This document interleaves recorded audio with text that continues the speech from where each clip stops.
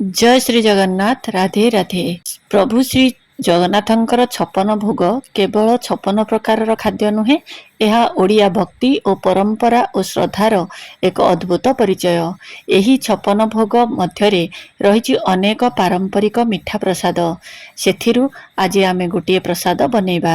प्रभु श्री जगन्नाथंक 56 भोगरे रही ओडिया परंपरार अनेक सुआदिया पिठा और प्रसाद।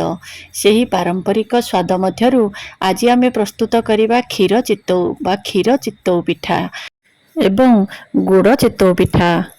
चाउलर मसृण घोल, नड़ियार सुगंध और क्षीरर नियारा स्वादरे तैयारी एही पिठा देखिबाकू जेते सरल, खाइबाकू सेते स्वादिया। तेबे घरे प्रभुंकु भोग लगाइबा पाई क्षीर चित्तौ पिठा किपरि तैयारी करिबा, आसंतु आजिर भिडियो रे जानिबा एहार संपूर्ण पारंपरिक प्रणाली।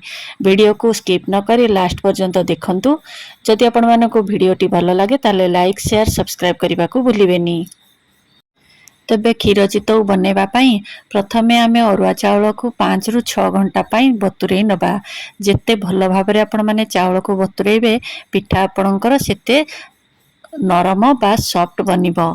तो चाउल एठी मु नेछि अरुआ चाउल जोटा हमर पिठा तयारी हुए। आपण माने मार्केट रो जे कोनोसी चाउल मध्य नै परिबे।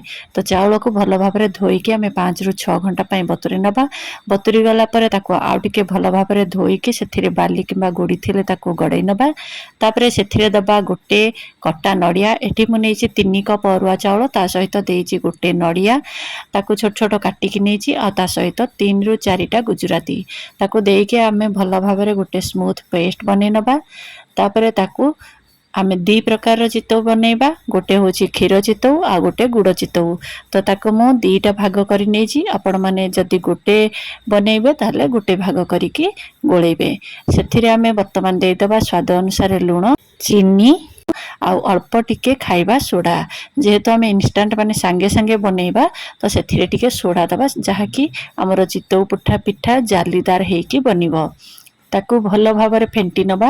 एबे गोटे डीप कड़ई किंबा डीप रो तावारे आमे सेथिरे दबा प्रथमे तेल किंबा घियो टिके दबा, जेमति कि पिठा हमर तळे लागिबनी। तापरे आमे सेथिरे गोळणी बा आण को गोटे चमच किंबा 2 चमच माने गोटे डंकी किंबा 2 डंकी दबा। जदि आपण माने टिके मोटा करबा को चाहुथिबे ताले 2 डंकी दबा। जदि टिके पतला करबा को चाहिबे ताले गोटे डंकी देकी ताको घोड़े नेबे। मझिरे मझिरे खोली की चारिपटरे टिके टिके पानी दबा। सेथिरे आउ द्वितीय थर तेल दबाकू पड़िबनी। प्रथमे बसैला बेले आमे टिके तेल किंबा घियो देइथिबा।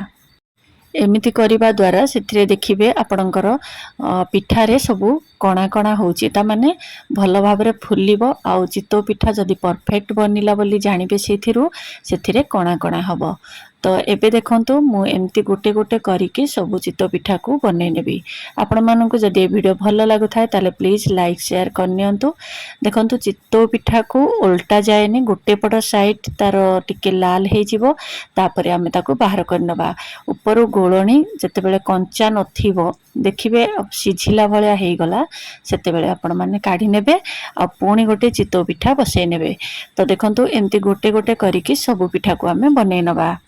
महाप्रभु श्री जगन्नाथंकर 56 भोगरु ये होची गोटे भोग, जहाको कि आपण माने घरे बनै की ठाकुरन को भोग लगे पारिबे, निजे मध्य खाई पारिबे। तो देखंतु एठी मो चित्तौ पिठा क्षीरर बनै नेछि। जदि आपण माने क्षीर रे बुडे की चाहिए खाइबा पाई ताहले क्षीर एथिरे देबेनी। आ जदि क्षीर रे न बुड़े की खाइबा पाई चाहिए ताहले जेतेबेले आपण माने गोळणी बनेबे बा चाउल को जेतेबेले ग्राइंडिंग करिवे, सेथिरे आपण माने आवश्यक अनुसार 1 रु 1.5 कप क्षीर देकी ताको बने नेथिबे। तापरे एबे आमे बनैबा गुड़ चित्तौ। तो बाकी चित्तौ गोळणी रे मु एबे गुड़ दे देछि। प्रथम रे चीनी देथिली, एबे गुड़ दउछि। तो गुड़ देकी आमे भल भाबरे ताको फेंटी नबा। फेंटी नेला परे ताको जेमती आमे क्षीर चित्तौ बनेले सेमती गुड़ चित्तौ बनेबा।